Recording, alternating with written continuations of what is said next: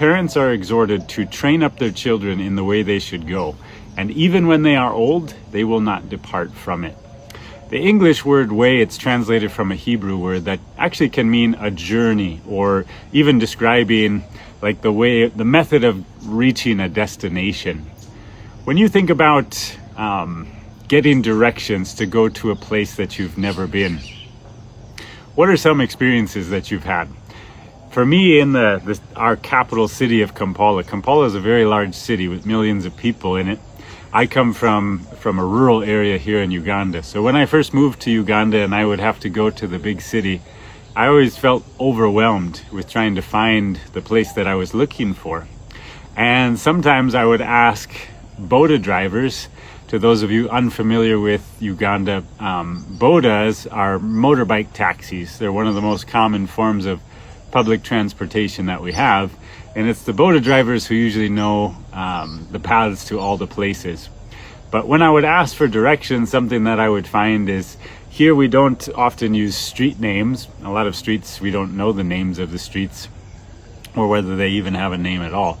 So a lot of times directions go by landmarks, and one of people's favorite landmarks to give is you go left at the mango tree, or you go right at the jackfruit tree.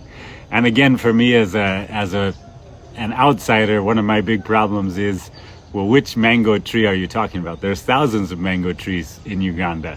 And something that I decided to do very quickly is, instead of asking one of these taxi drivers for directions, I would hire him to lead me. As I was driving my vehicle, he would lead me to the place I wanted to go. I think that gives us a really good illustration of what it means, something that's crucial for us to do as parents in training our children in the way that they should go. Sometimes in leadership, we make the mistake of telling people to do things that we ourselves are not really doing. In 1 Corinthians 11:1, the Apostle Paul writes to the Corinthian church and says, "Imitate me as I imitate Christ." In other words, you could understand the things that he was teaching them by looking at the actions he himself was doing. You know, one of the most interesting fathers in the Old Testament, as far as someone who gave his sons very good words to live by, but didn't live by them himself, was King Solomon.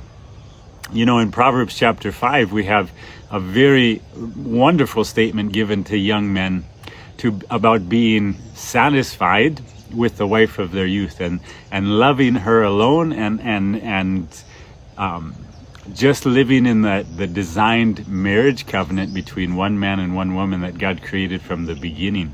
And Solomon admonishes his sons to do that.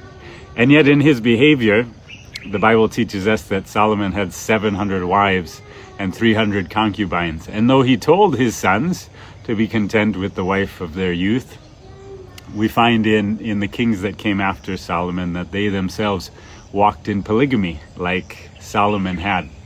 It's a good lesson to us that our children are majorly going to know the way that they should go, not by listening to our directions or listening to our instructions, but rather in seeing the path that we ourselves are walking on.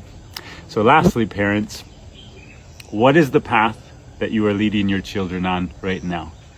Where is the direction in which you are going? That's the way that your children are probably going to follow. Are you leading them towards Christ, or are you telling them, do what I say, but not what I do? God bless.